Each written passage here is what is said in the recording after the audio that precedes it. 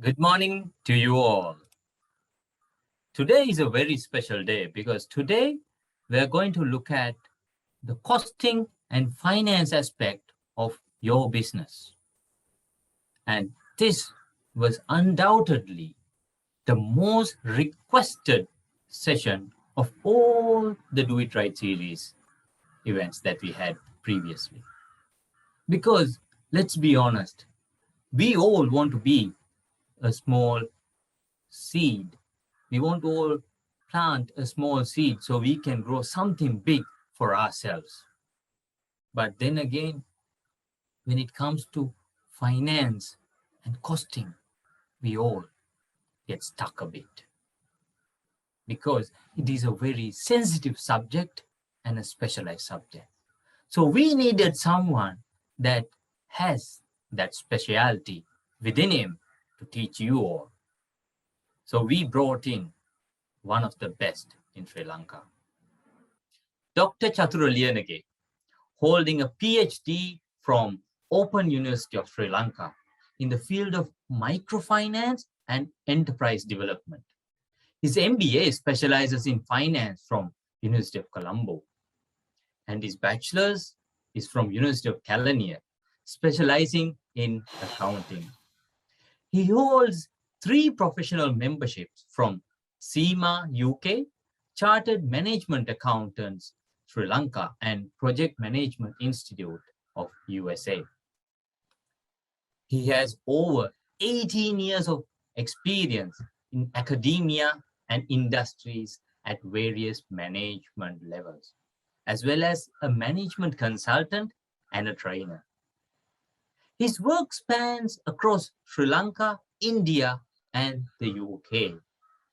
He has worked in insurance, financial services, hotel, and educational sectors. Currently, he serves as a senior lecturer at the Department of Finance, University of Kelaniya. Previously, he was the Director, Education at the Institute of Chartered Accountants, Sri Lanka. Dr. Chaturaliyanage taught for thousands of adults in finance, accounting, strategy, management, and quality through both corporate training programs as well as university undergraduate programs and postgraduate programs. So, without further ado, let's welcome Dr. Chaturaliyanage to teach you that great knowledge of finance and costing. Doctor, the stage is all yours.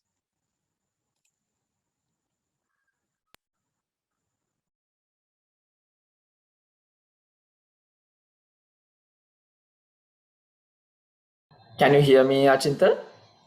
Yes, doctor, we can hear you and see you. Okay, great. Very good morning to all of you. First of all, let me thank Edulink and also Mr. Achinta for inviting for this session. I'm very pleased to be with you all today. Normally, I used to lecture and conduct sessions for undergraduates and postgraduate students. But today, it's kind of a different audience. But when I look at, I assume most of you are energetic and young entrepreneurs. So, I believe that you would have a lot of dreams, and also you want to become successful entrepreneurs. So it's glad to have a session to y'all, and would like to share my experience and thoughts and help as whichever way I can help you to succeed in your life. So when it comes to entrepreneurs, I always believe you're the future of this country, and you're the group who can drive this economy to the next level. Those days, when you say entrepreneur, people have this attitude that, okay, when you don't have any other thing to do, you will become an entrepreneur.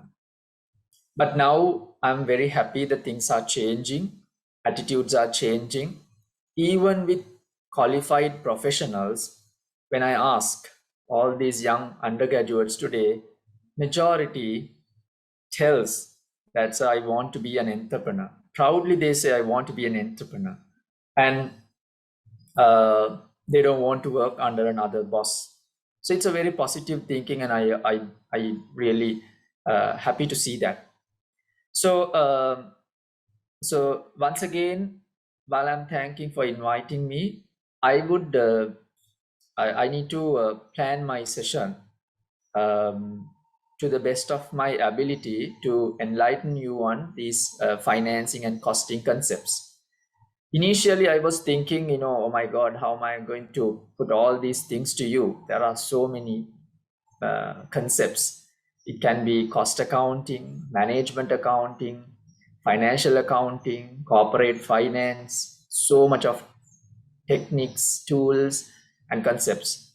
So therefore, I handpick a couple of concepts to you, which I believe that you can make a difference when you are doing your decision making. So before I start the session, I would like to get an idea about the audience. We have now so many people are joining.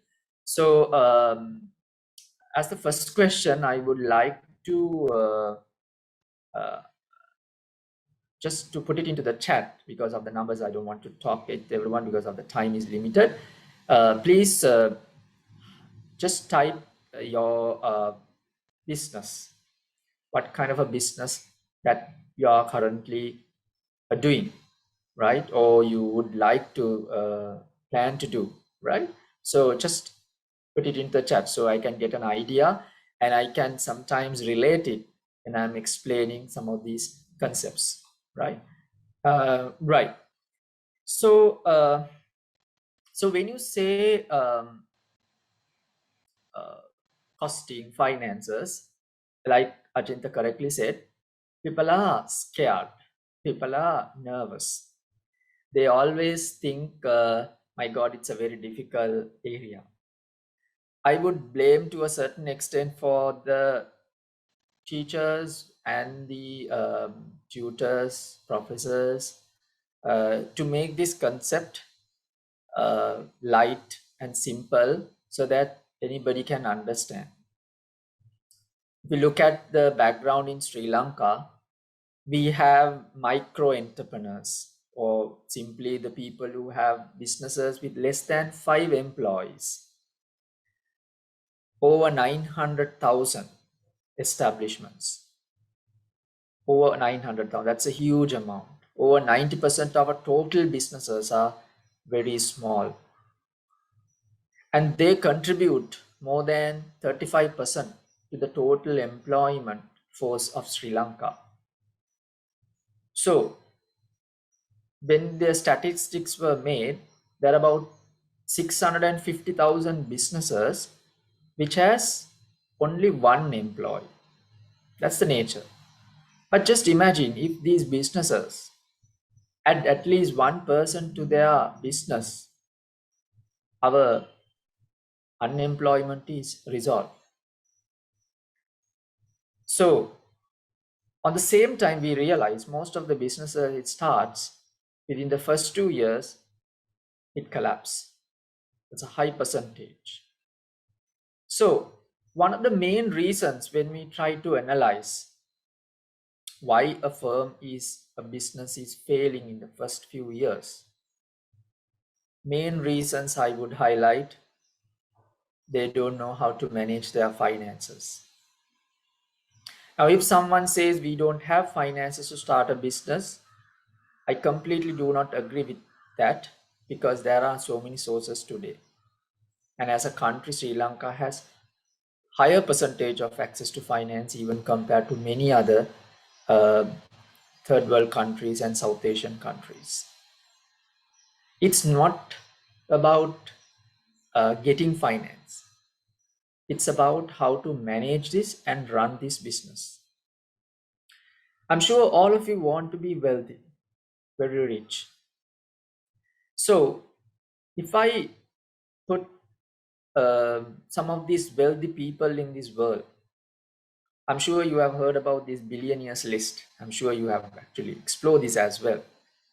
Now, we see this billionaires list is day by day increasing.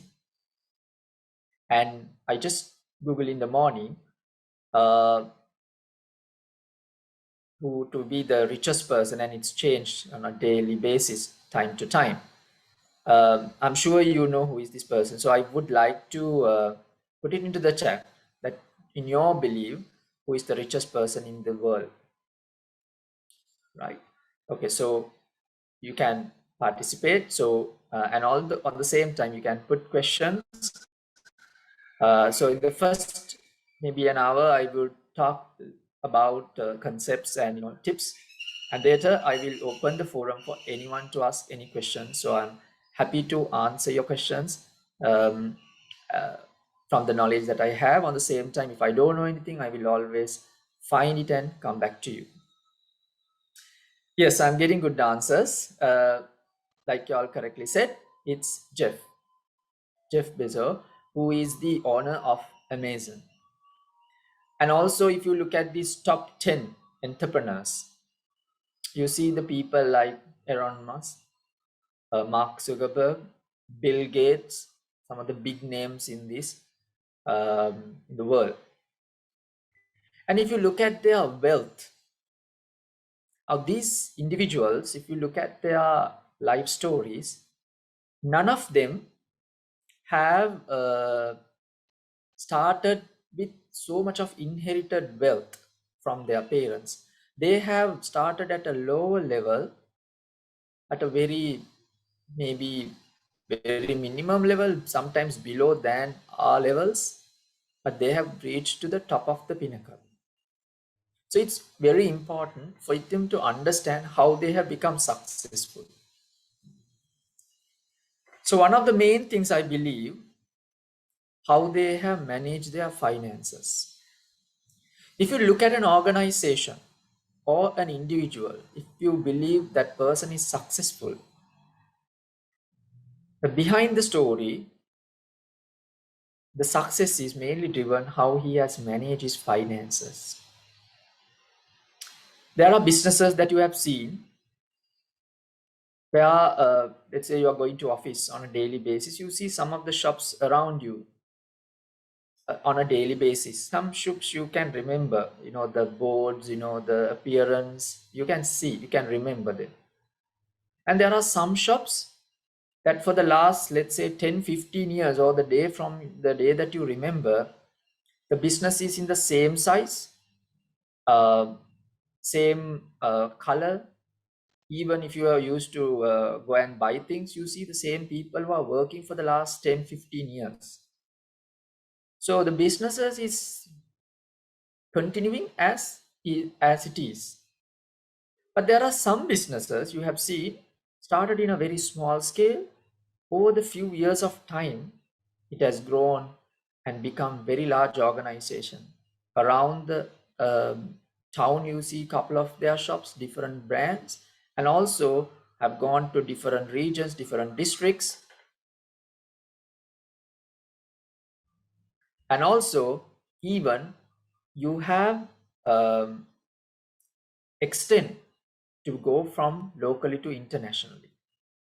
So just imagine the why this is the reason behind it. At the same time, you will see another set of businesses you saw last month, but that shop is no longer there. Lot of communication, stationery shops, even large businesses, we saw that it's set up, it's no longer there. We see many companies in Sri Lanka, large banks have collapsed. Companies like Promoco, Golden Key, companies have started, continued, and closed down. So, if you look at the reason behind this, I would always see the answer is how they manage their finances. It may not be the only reason, but it's contributing a lot to their success. This is applied for an individual as well. Imagine if you look at Jeff, his wealth is for today 199.6 billion US dollars. That is the net wealth, not just their assets. That means from your total assets, you need to deduct your liabilities and what is your net wealth. If you look at Sri Lankan entire country's GDP is around 89 billion US dollars. So this individual, not even twice, more than that.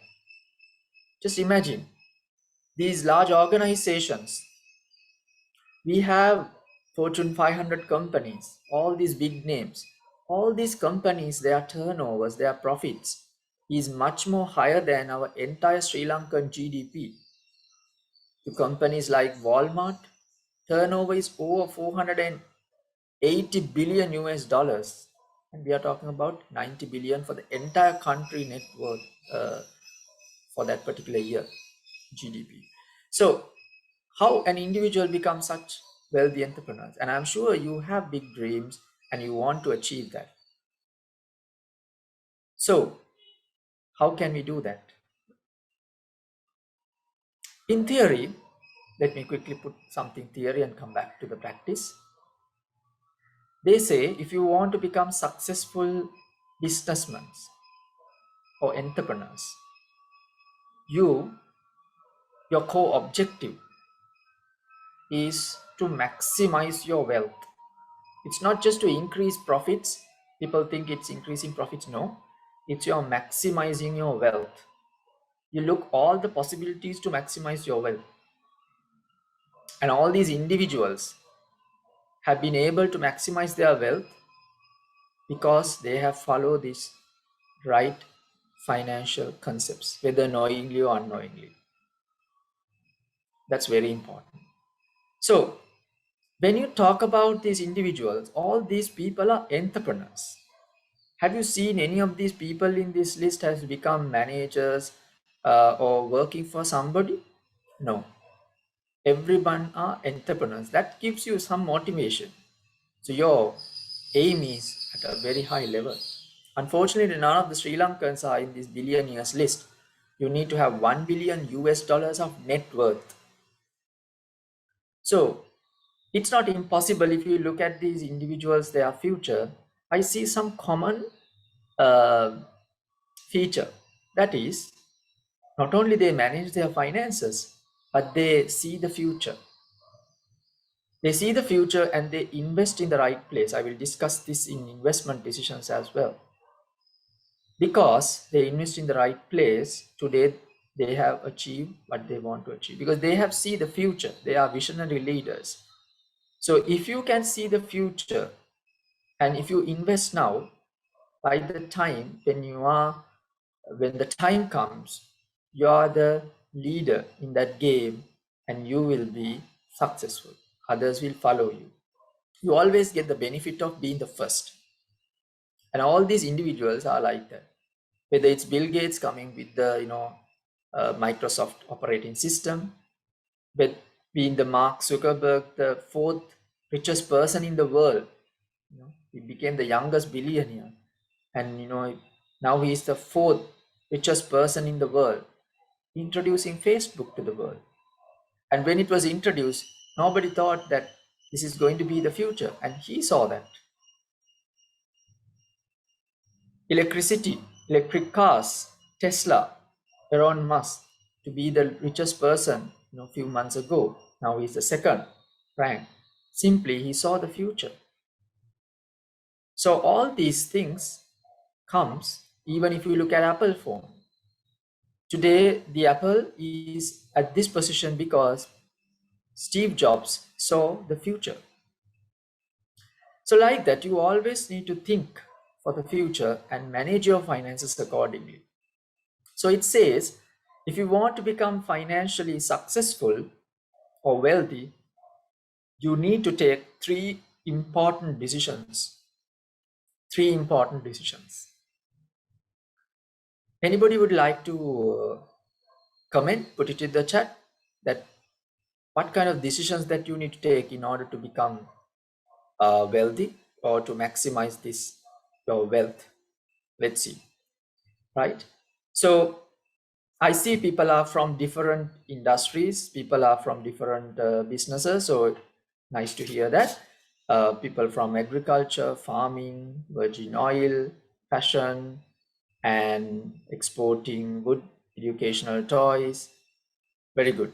So it's glad to see that, right? So how or what kind of decisions that you need to take? What is these core decisions in your business, in your opinion, that you need to take? This is to maximize your wealth. Yes, I'm getting good answers. Maybe you have learned this uh, in your studies. Like you correctly said, first, the most important decision, where to invest. All these individuals we talk about, not locally but even globally, they took the right investment decision to achieve their position today, right? So investment is the key, like you correctly said, where you should invest. If you invest in the wrong place, like your success, it will be a failure as well, because you need to see the future and invest. You can even follow somebody and invest. That's not wrong. But if you are aiming very high, you need to always dream the future, what people want. And that is where your future is. And now all of you are in a lockdown situation. This is a great opportunity for you to sit and think, because most of the time we are very busy. We don't have time to think. But this is a very good opportunity for you to think. It's a golden opportunity, because when you think to yourself, do your SWOT analysis, do the SWOT for your business, and see where are your strengths, where are your weaknesses, opportunities, and threats, and convert your threats to opportunities. And that's where you need to invest. So people invest in many sources. It can be real estate, it can be uh, gold, it can be in dollar notes, it can be fixed deposits. But every investment has a risk and a return. So we believe that if you invest in a high risk investments, you will have high returns. While you are enjoying your high returns, you carry high risk as well.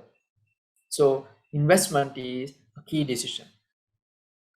And the next, like you correctly said, you need to next decide how to finance these investment decisions. Some of the people have so much of good ideas, but they are lost in financing. So you need to take that. The next important is to finance your, how to finance. So I'll take you through these one by one. And once you decide where to invest and how to finance, then your next important tool would be the distribution decision. Now, this is a lot of people disregard distribution. What do you really mean by distribution? Distribution means your business is started and you're continuing your business. Over a period of time, you generate profits. You generate profits, and that surplus, you don't know what to do. A lot of people think, okay, I got my surplus, so I'm going to consume it. I'm going to take away. Whereas some people, they reinvest. Reinvest in most lucrative projects, maybe as a diversification option, maybe to invest in your core business. Either way, you really invest further and see the maximum possibility of your wealth to be increased. It's not just getting your profit and go away, but to maximize your wealth. So we know the three decisions now. So in nutshell, to maximize an individual or a business wealth, you need to take three important decisions. First, you need to invest in the right investment, and then you need to finance them, and then you need to take the right distribution decision. So we have a lot of investment opportunities. So then we have a problem. What is your best investment opportunity? Now, couple of points or tools that we use in today to analyze, we call this appraising your projects, is the payback, ARR, or we call return on investment, net present value, NPV, and IRR, internal rate of return, discounted payback, cost benefit analysis. So all these tools, some of you all may know this, some of you all may not know in this. So therefore, these tools will helpful for us to understand the why we should invest. Now, in a simply, when you look at a payback, how long will it take to recover your initial investment? Anybody will understand that. And that will give you an idea how long will it take, and if you have a preference of to recover your initial investment sooner, that's a very good investment. However, there are some projects by nature you can recover at a long period of time. So for example, for like a long construction, you will not be able to recover within 1 or 2 years. So you need to factor that as well. Return on investment. For your investment, what is the return? A lot of people just invest, but they don't know what is your expected return. So you need to always measure that. You calculate your expected return as a percentage from your investment that you put into the business and take it as a relative measure. If you have 5 businesses, try to calculate the return on investment for 5, and when you get your surpluses, investment more on your most profitable projects. Okay, I will talk a little bit and then I'll share your presentation. Okay, right now I was talking about certain tools like payback, ARR, net present value, right? So let me share that with you so that it's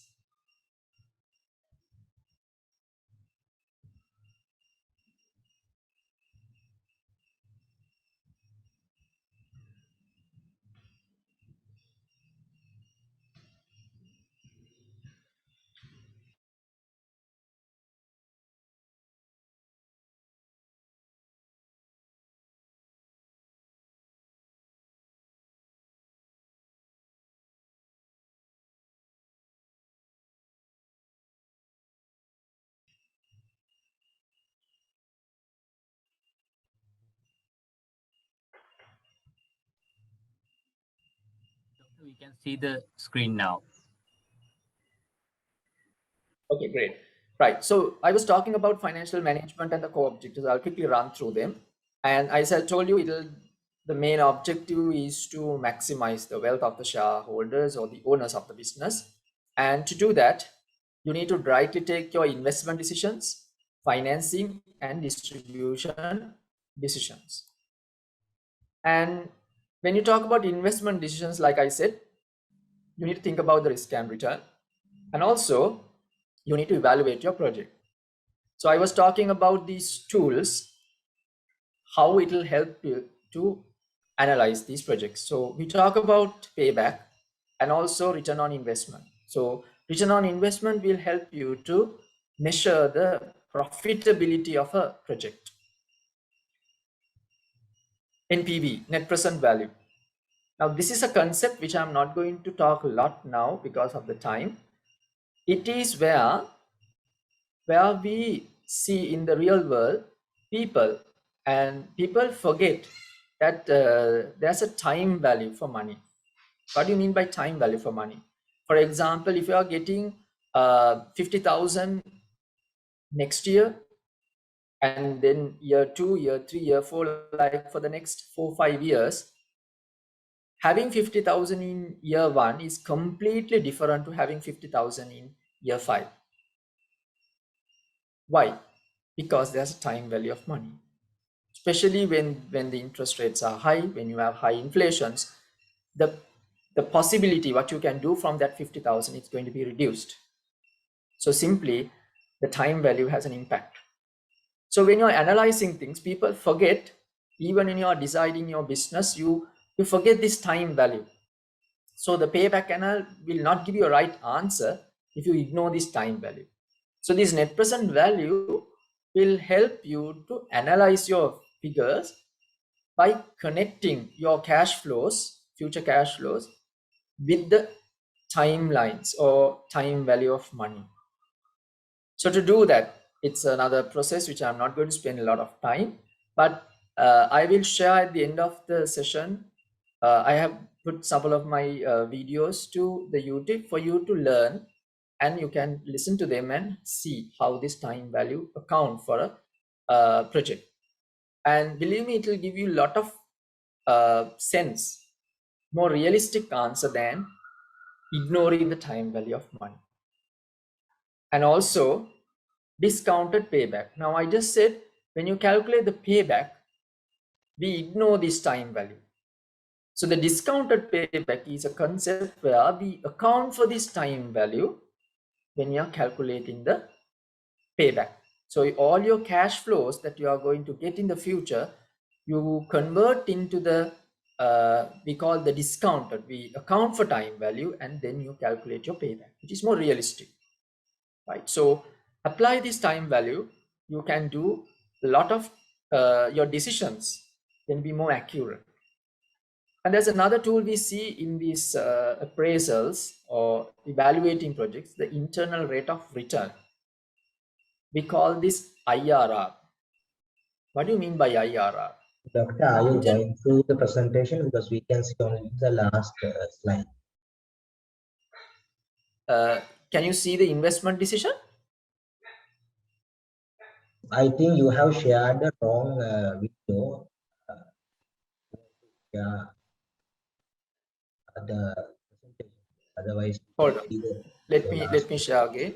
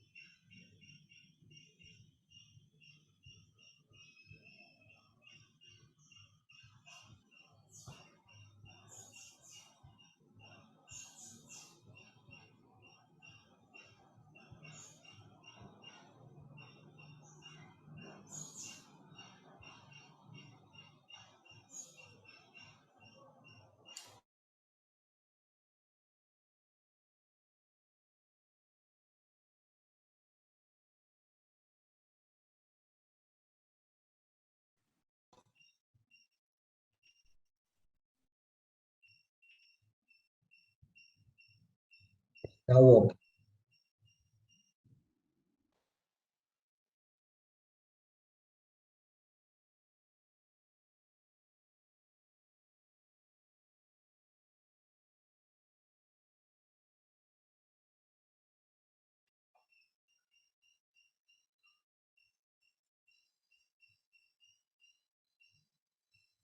We can see the presentation now. It's not on the PowerPoint presentation mode, but we can see the presentation now. It's on the financial management slide. Oh, okay.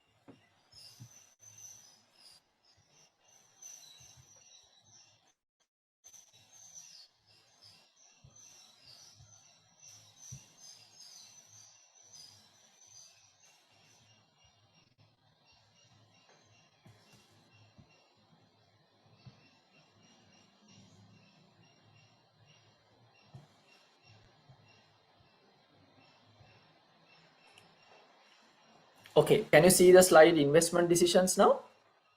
Yes, doctor, we can see that slide. Yes, sir. Okay, fine. I think the internet connection is going to be unstable when I'm sharing the slides. Maybe you can turn off your video and share the screen.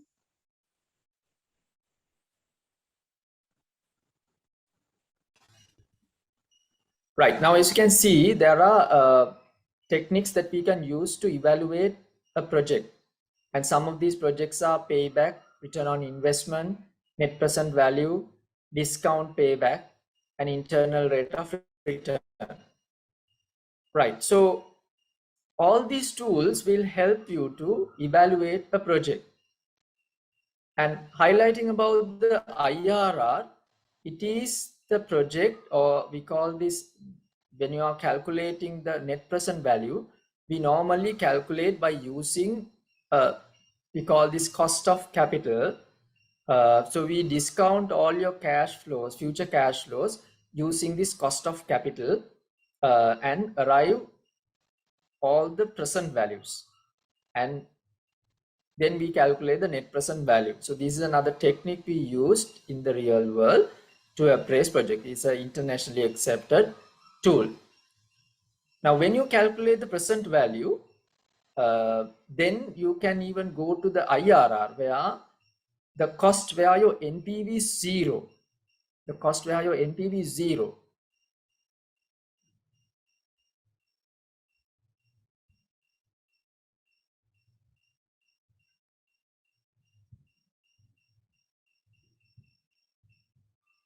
Right?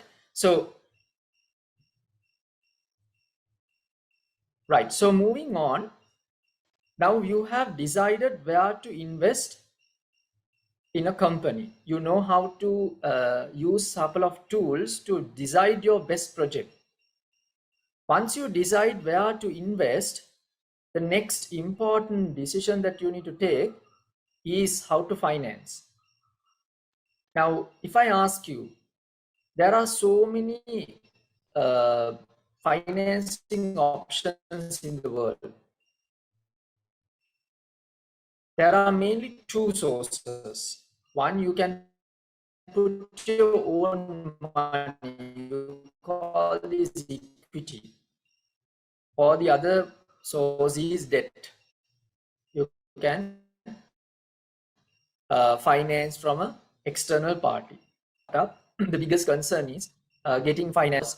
You may not have a very good track record, you may not have a lot of assets as guarantors, so you will not be able to easily access finances compared to a large organization. Or partner with someone initially to start your business, and later over the period with having more assets, you can think of going for loans. And if you can think of a micro financing option, that could be great. But always when you are taking finances, you need to understand something. You need to concern the cost, the terms, the feasibility of the grace periods, because that will really impact your cash flows. I will come back to that as the tips, because you need to really manage your cash flow. That's the key. So if you take a loan, the main thing is you're committed. And one of the main reasons business collapse, when you take a loan with high interest and payments, and when your performances are not good in certain months, you're getting stuck. Right? So therefore, when you have financial commitment, investment versus return slide, it's not moving. Only that we can see risk versus return. After that, we can't see.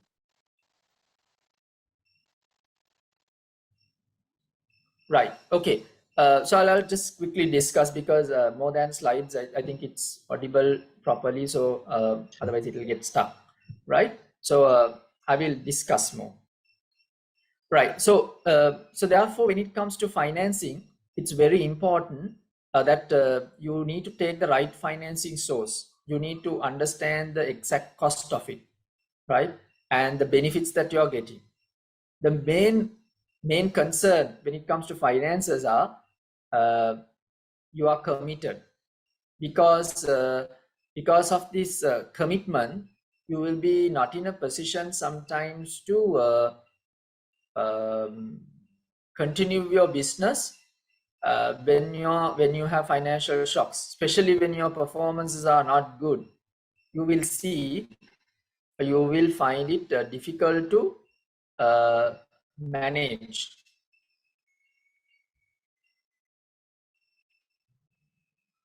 Right. So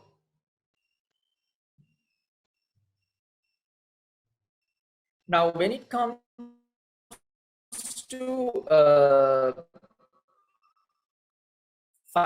financing decisions, another key thing that you need to understand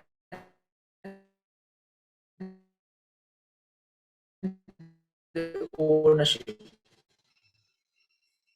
Now we understand that so therefore when you link with ownership, you get the loan, but when you are partnering,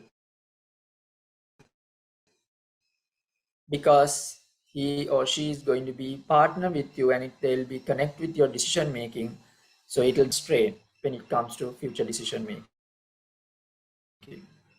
So you need to take care of that as well. Now, okay, so talking about investment and then financing, you start your business, continuing your business. And when you continue your business, you get a surplus, and then you need to decide how I'm going to use this money. If you look at all these wealthy investors, wealthy entrepreneurs, they have been reinvesting their money until the business is grown. So therefore, it's very important to think about the distribution decision as well. So they say if you can manage these three, you can maximize the wealth and you can lead for success. Right. So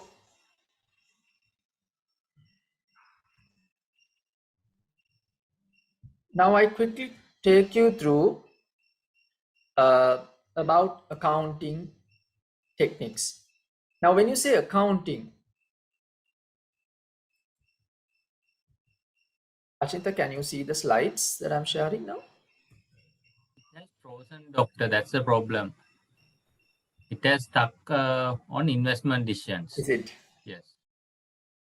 Better you stop your I think when I'm sharing, Shall I share the slides with the participants so that they could download it from their end? right, so that's okay. better you stop your webcam. Can Okay. use the connector. Okay. I have email, but it's a bit more sharing with them. Sorry. If you stop your webcam, I think it will be okay.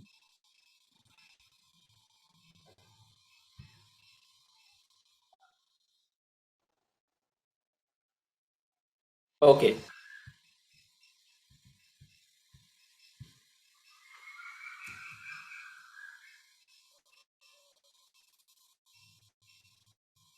Yes, now we can.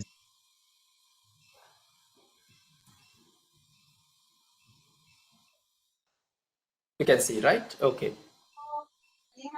Let's start from again from the beginning.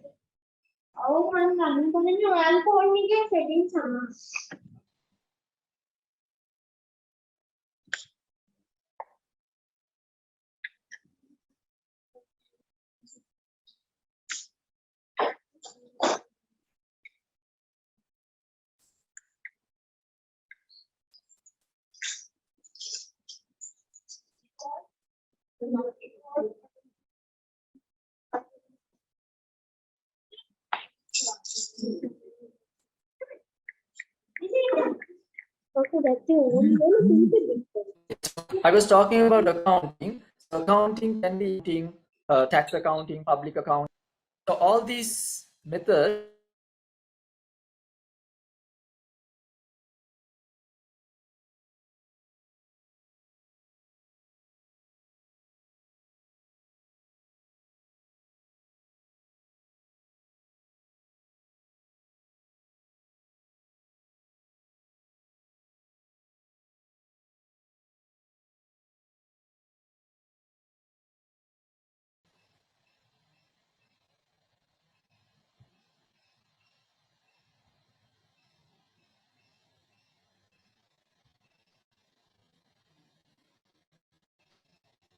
okay, can you hear me? I can hear you, doctor. Shall I try sharing the slide from my end?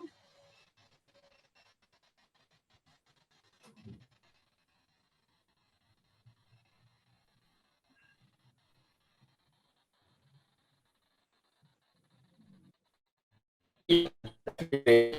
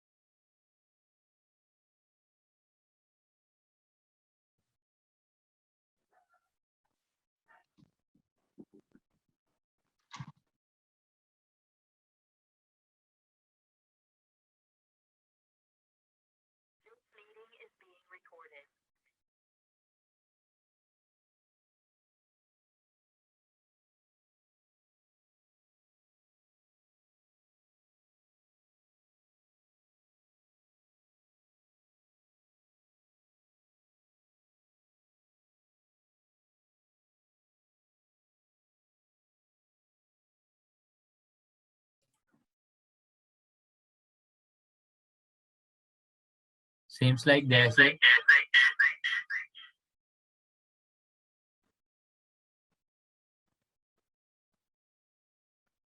seems like Dr. Chatur has a small internet issue, so we'll work on fixing it. And till then, just hold on, please.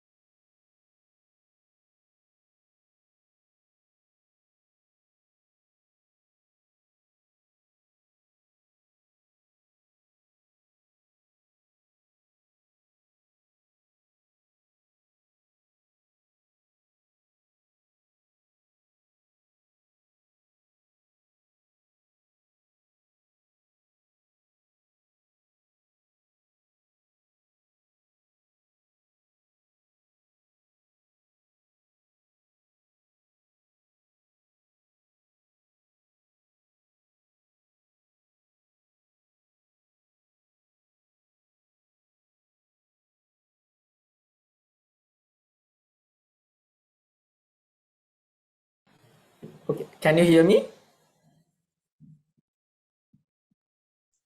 Yeah. Yes, Okay. Robert. Yes, So we can hear you. Yes. Okay. Very sorry for the inconvenience. I think we have some internet connectivity issue. So yes, let's start from there. So I quickly want to take you through some of these accounting terms here. As you can see, there are so many accounting names. So therefore, when it comes to conducting accounting, these are certain, it gives you different meanings in the real world. But in nutshell, all these accounting concepts are trying to give information for the business.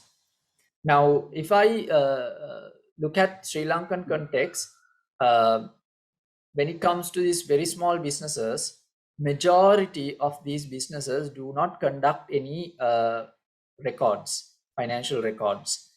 They have their own way of recording information, but they don't follow a proper scientific accounting methodology.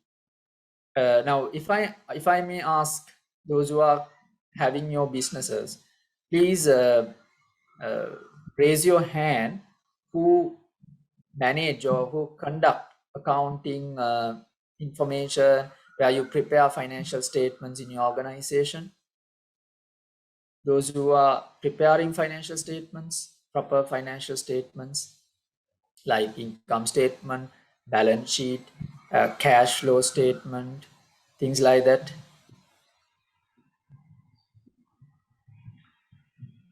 Yeah.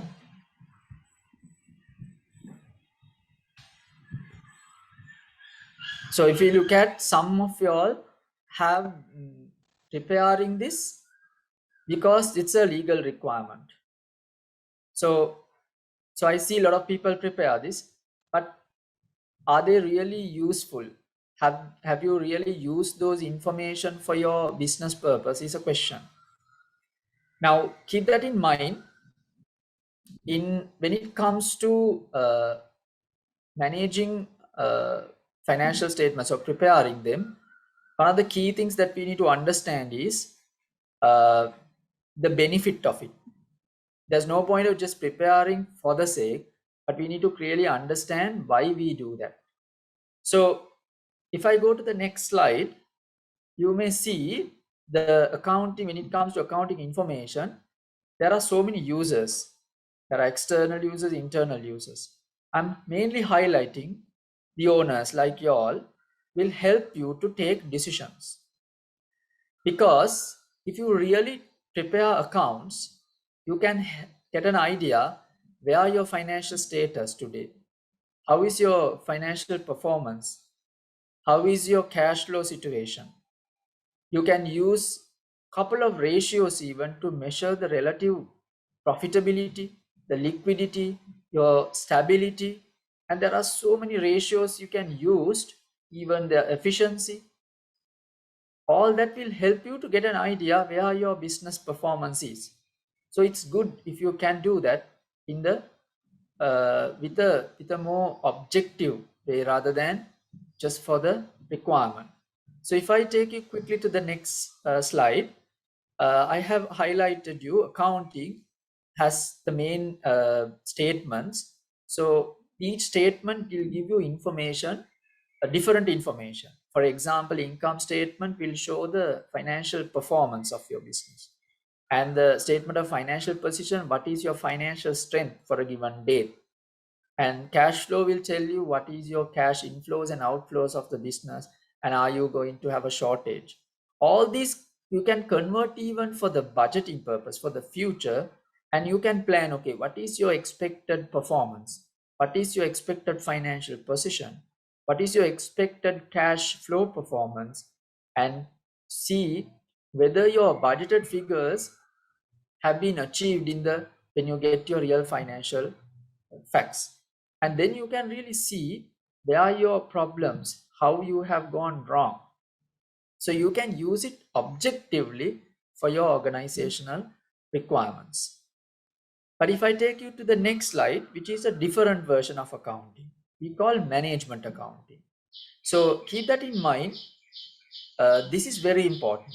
as I've highlighted you here, in order to take the internal decisions, you need to use managerial accounting.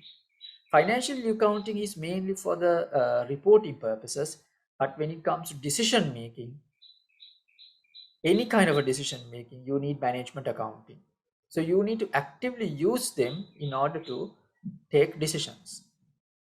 So if I take you to the next slide, a business profit is easily calculated by the difference between revenue and cost.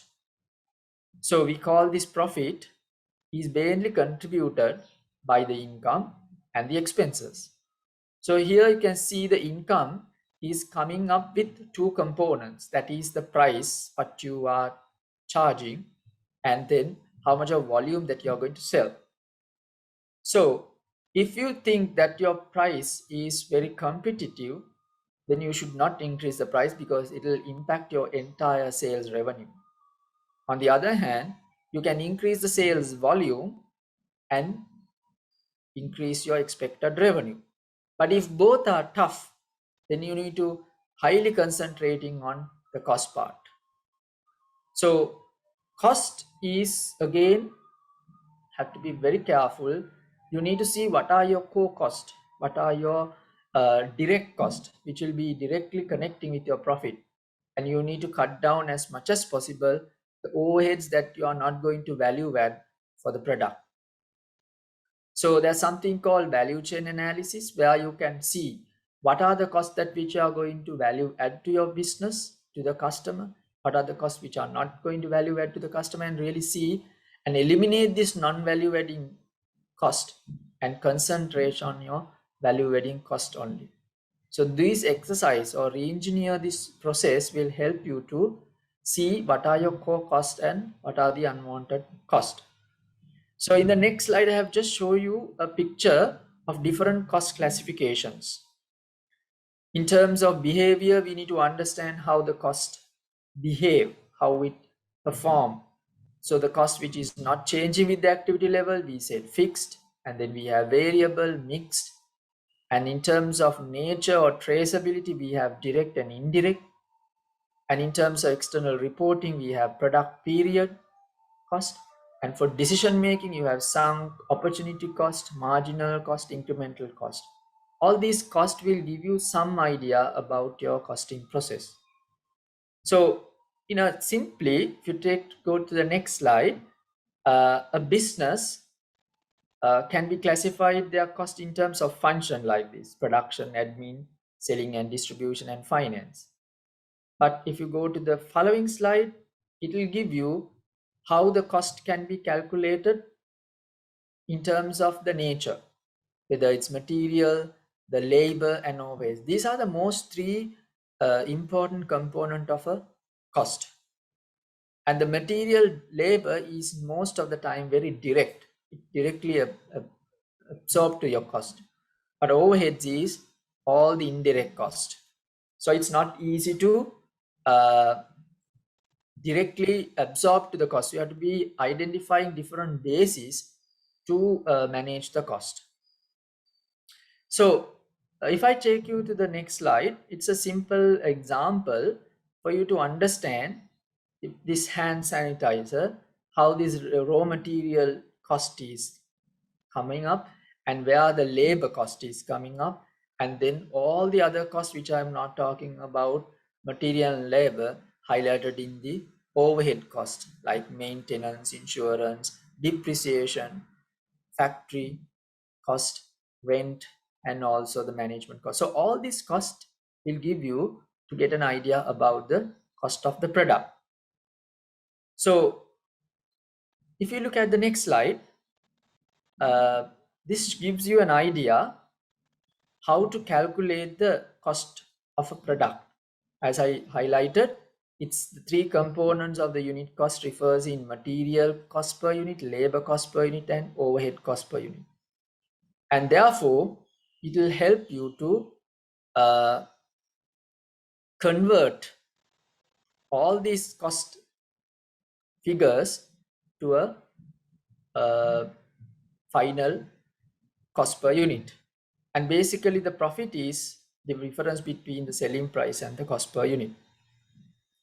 So if you go to the next slide, I have shown you the overheads, which I highlighted as other expenses, how to put it to a product. Now, direct cost is easy where you can easily calculate it, but the indirect cost is the tough part. So all these overheads like depreciation, electricity, water bills, you pay for the entire business. So how are you going to put it to a one unit is the challenge. So for this, you mainly have two approaches in the world.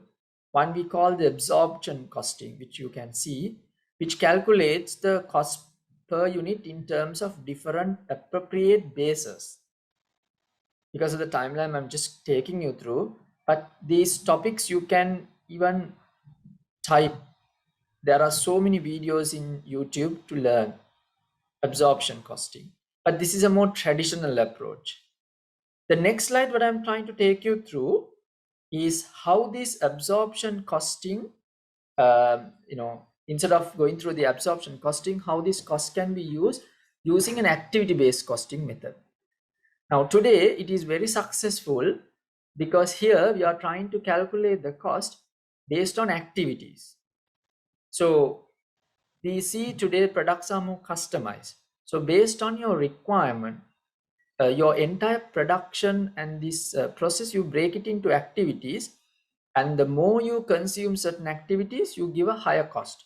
And if your customer do not want so much of options, you may do less activities and give him a low cost. So your cost is depend on the number of activities. So if you have a basic car with basic options, since you have less activities and less options, your cost is going to be less. But if you have more options in your vehicle, it's going to be expensive because higher the activities, higher the cost.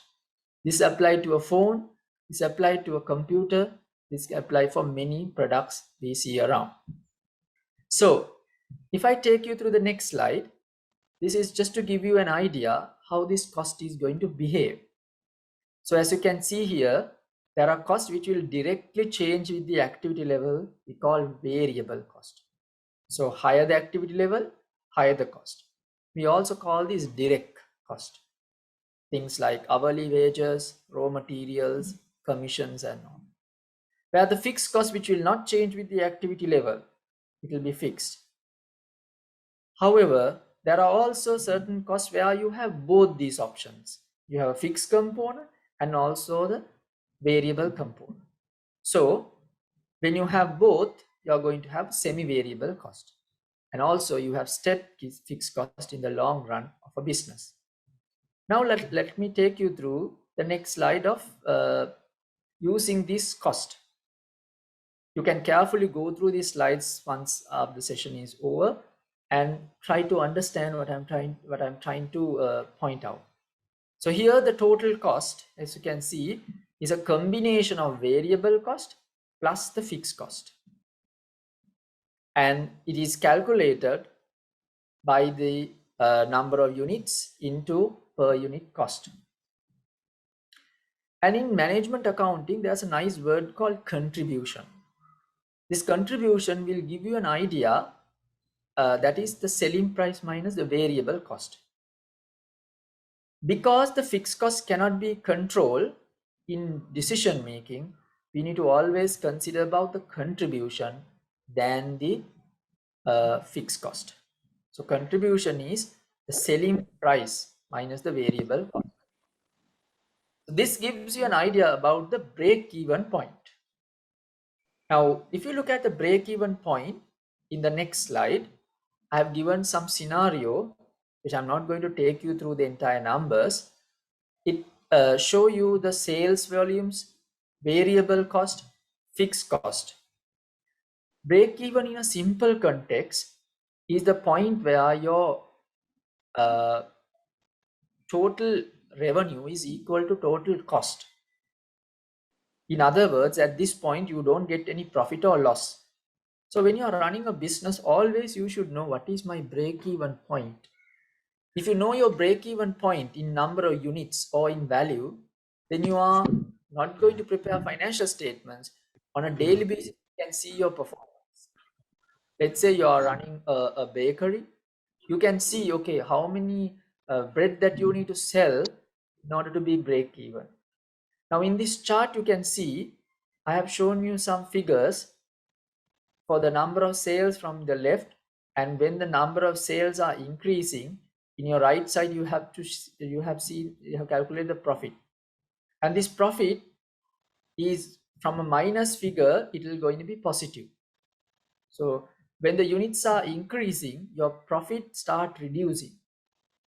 And when you look at this presentation 400, you made a loss of 120, but the moment you achieve 500 units, you made a profit of 325. So your break even is going to be in between. So when you put it into a graph, you will get the figure. Your break even point in your business is 427. And that will help you. Okay, if I achieve 427 today, I know I don't need to prepare income statement. I know that I be break even. The moment you go beyond 427, you know you got a profit for the day. And if you could not sell 427 units, you know you made a loss. So it's something, a living measurement to see what's your performances are. In the next slide, I have shown you graphical, more to understand this. As you can see, the blue line refers the variable, the total revenue, and then the brown line refers to the total cost, and the point that it will intersect, you can see the break-even point. Right. This and also calculated as a formula, which I show in the next slide, where you can simply see the fixed cost divided by the contribution, which I said the selling price minus the variable cost. You can calculate the break-even point. Even I have shown a calculation to do that. So simply, it's not a difficult thing. You need to understand what are your fixed cost of the business, what are your variable cost of the business, and definitely you know your selling price. You can calculate how many units that you need to produce in order to be break even. Going to the next slide, this is another formula that you can use. You can even identify, okay, if I want to achieve this much of profit, how many units that I need to produce. So this is a simple example I have put. You have the fixed cost of 200,000, but you need a 25,000 target profit. And if you are going to do that, how much of units that you need to produce? So you can simply use this formula and plan any target profit that you want, and to see how much you are going to need to produce. The next slide, I'm going to take you through another concept in management accounting called limiting factor. Now, limiting factor is also we can use in the real world when it comes to decision making purpose, right? So these tools will help you to take decisions in the real world. Again, if I highlight about the limiting factor will help you to understand the real contribution of your products. Now, for example, I saw there was a couple of businesses, and in this simple example, you can see there are 3 products, 90, 110 and 140, and the cost I have listed down, and I have calculated the contribution. If I may ask, what is the most profitable product? All of you will say, okay, the product which has the profit of 50, that is E37, would be the most profitable product. But I'm going to change this concept by simply putting some more figures. That is, if you look at this direct labor component has 20 in C41, and D35 you have 26, and 34 to the last product, and it costs you $4 per hour. I want to know how many hours I'm actually using for each product. And I found this is the limiting factor. This is my most important or the most precious resource. In your case, it may be your time. Now, sometimes when you do businesses, you tend to select the products or businesses which gives you the highest profit.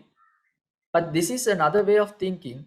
You need to see how much of resources that you consume to get that profit. Maybe you spend a lot of hours and you're getting a high profit, but you would have get a much more higher profit by spending less hours and more quantities. If I take you through the next slide, I'll show you the bigger version of what I just highlighted. Now I said the contribution of E37 is 50 and you will give the ranking first to that. But the next line, I'm trying to calculate the number of hours per chair.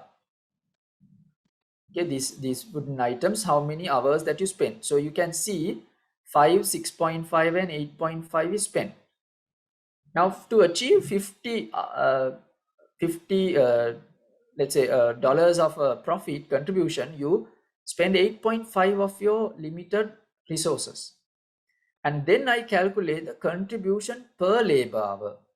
Per hour, what is the contribution? And now I'm getting another figure. And based on that, I see my first preference should go to not for the last product, but for the first product. My ranking gives you the first, but my profit is only 30 for that. But it gives you a better contribution. Why? Because I'm utilizing my limited resources, and even though I'm getting 50, I'm spending 8.5 my valuable time. So therefore, my contribution is less. So this is another way of thinking your business in another perspective. So therefore, I would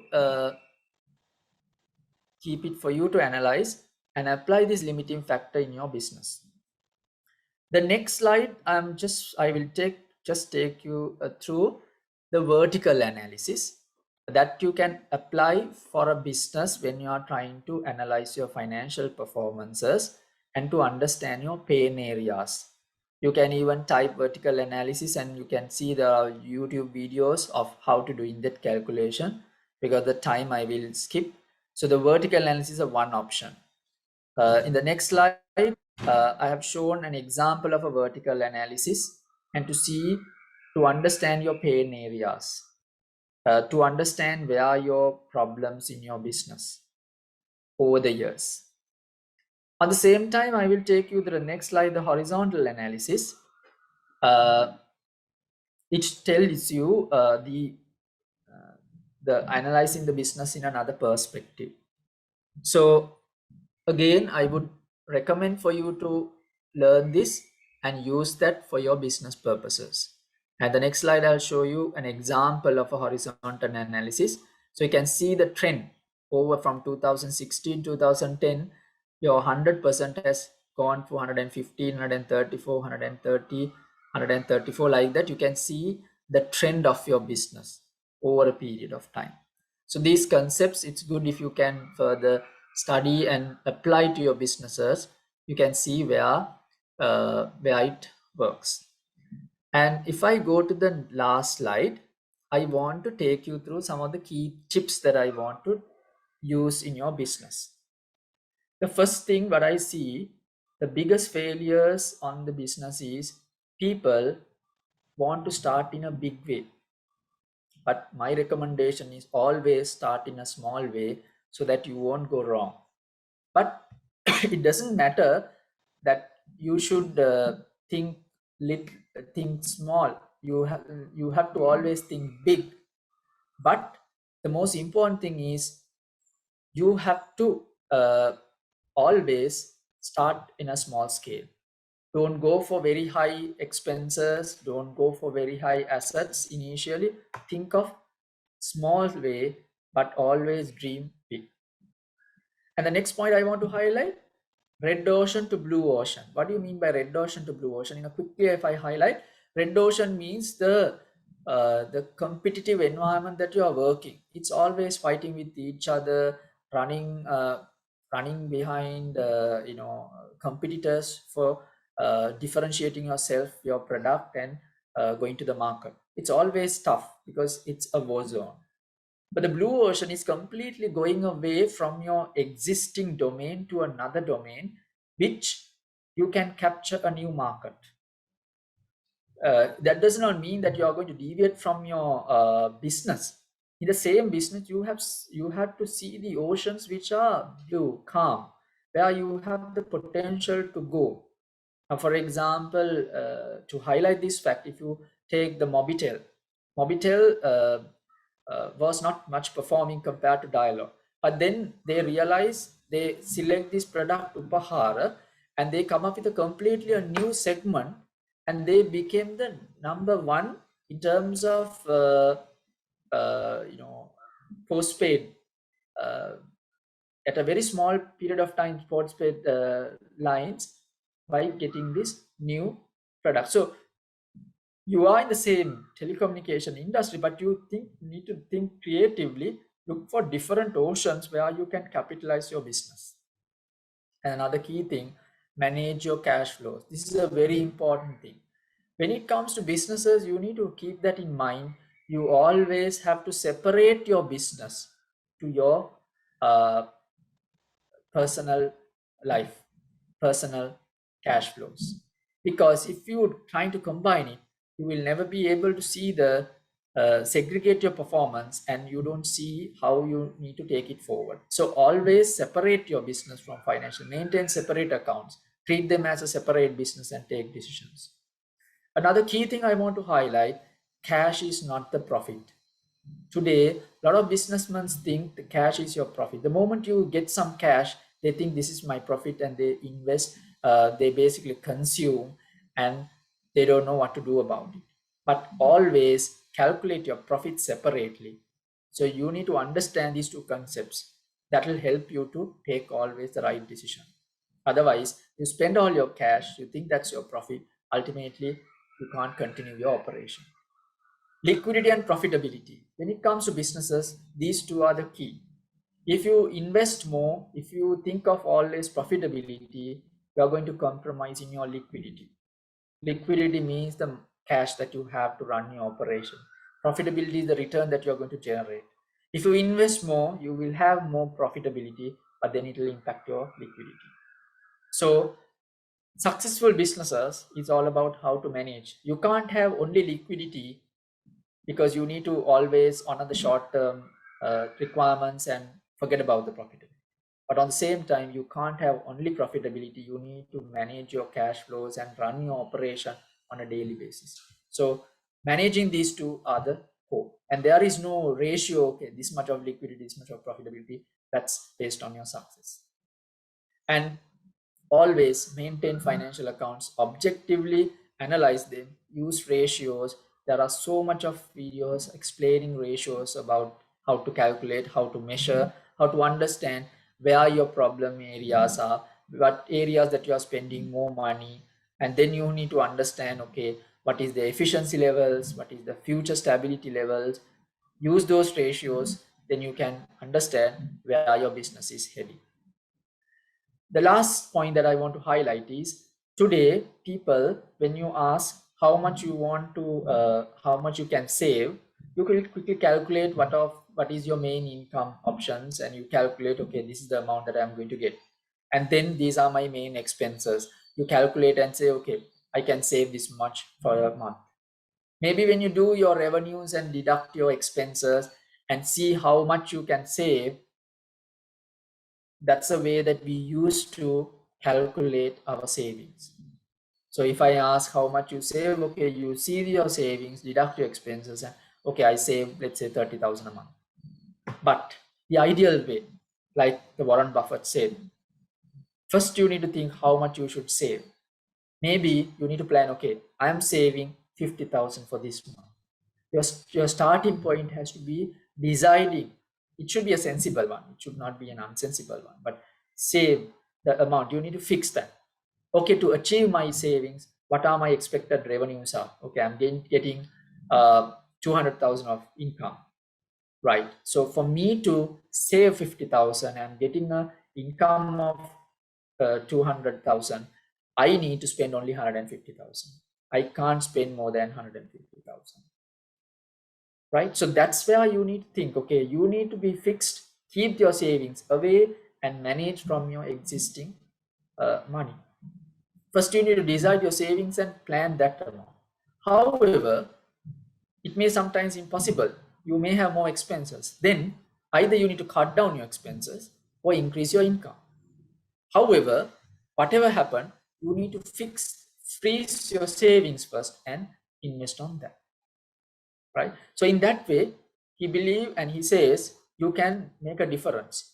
So you allocate that amount, you somehow manage to save, and then you try to manage from your incomes and expenses. If you know that, okay, fine, your expenses have gone up, so then you need to work hard and increase your income. Or you may have to cut down some of the expenses and ensure that you save that amount. So work in a reverse way. So these are some of the highlights that I want to mention because of the timeline. I think I've spent more time. So I'll quickly open the floor for you all to have any questions so that I'm happy to answer. Or even you can send me in the chat where I can give you answers.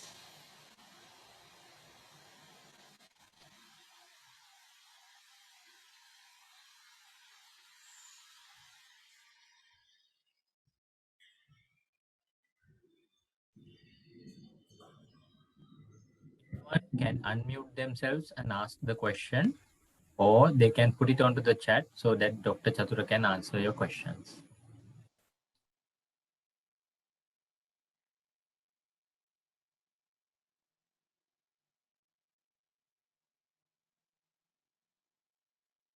Actually, some of these matrix that I highlighted, I have the videos in the YouTube as well. So you don't need to actually pay for them. They are all freely available. You can look at like time value of money. I have more than a 1 hour session. And also you can think of corporate financial management, the entire process. Some of these videos are over 1 hour, but I think if you are interested, you can always refer on my YouTube videos to get an idea on different topics. It can be the certain areas of insurance, certain areas of corporate finance management, about dividend decisions, and some of these accounting techniques.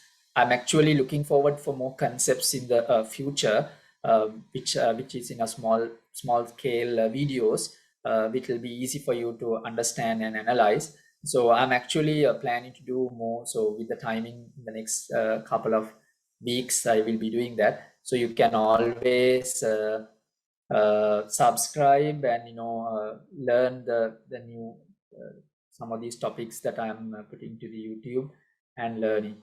And on the same time, if you are interested, I have some of my recordings I can share with you for you to learn. Yes, there's a question on process costing. Okay, that's a very good point. Actually, process costing is used when you have a production where you have a continuous process. For example, I'll put it in a simple example. Now we have this petrol, diesel, and naphtha and different products. For all these products, the main input is crude oil. Now, crude oil will go as the input, and then at different stages, based on the purification, you will have different outputs.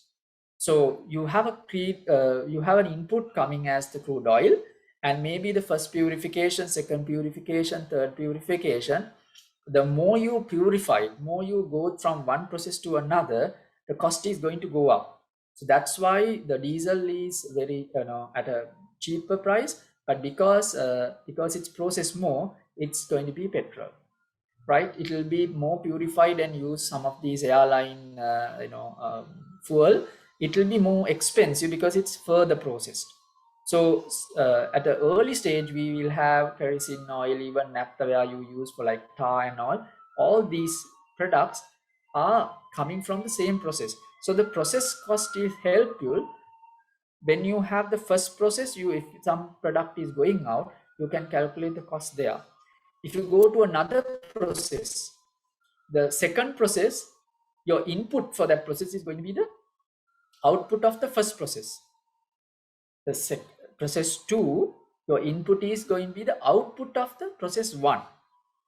So you use that cost and further process and do the calculation if a product is going out from the process 2. If you are going for the third process, some of this output of the process 2 is going to be the input for the process 3. So like that, you will calculate the cost at different levels. Because of this requirement, we have process costing. I hope in a quick way that you understand this point, but again, it's another very important concept for you to apply in your business. And also,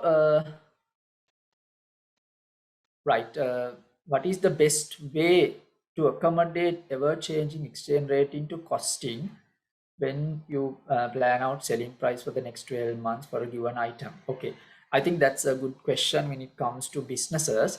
Now, as you know, we have faced exchange rate always in the real world, but I mean, you can always do certain predictions by looking at there's something called forecasting the exchange rate by looking at the inflation rate of the two countries, let's say US and Sri Lanka. You can take the inflation rates and then have a expected exchange rate, or we call this forward exchange rate. You can predict, and then based on that prediction, you can account for your cost. So I mean, there are some weaknesses as well, but however, you can always use this technique to get some kind of a way of calculating the cost when it comes to pricing your product. But however, because of this volatility, it will be very difficult to do it. So always you need to keep that option where you can adjust so that you won't make a loss of it. So you can use the forward rates and apply to your products. Yes,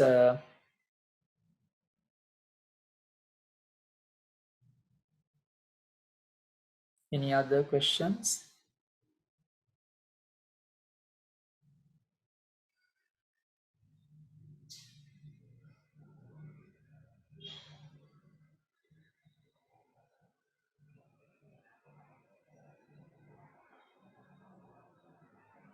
Yes, I'm happy to share my email address. I'll actually share my university email address with you. Can I type it here? I think Mr. Achinta anyway have, but I'll share this with you.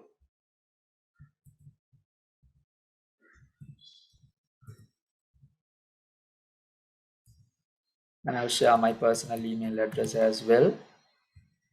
So if you have any doubts, you can always reach out to me. I'm more than happy to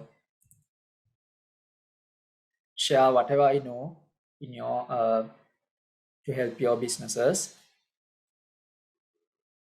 Yeah, I think Mr. Achinta has shared you the PowerPoint presentation. You can download it, Siddharth.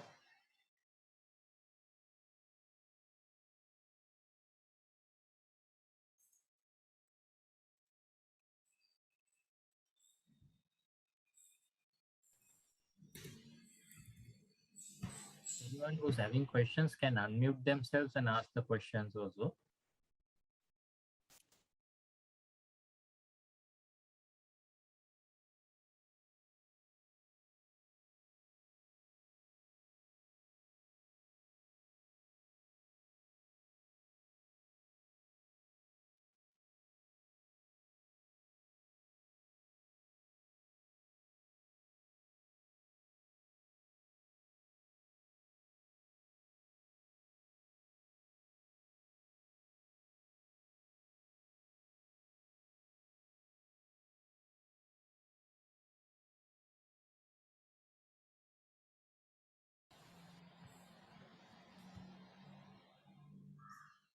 Right.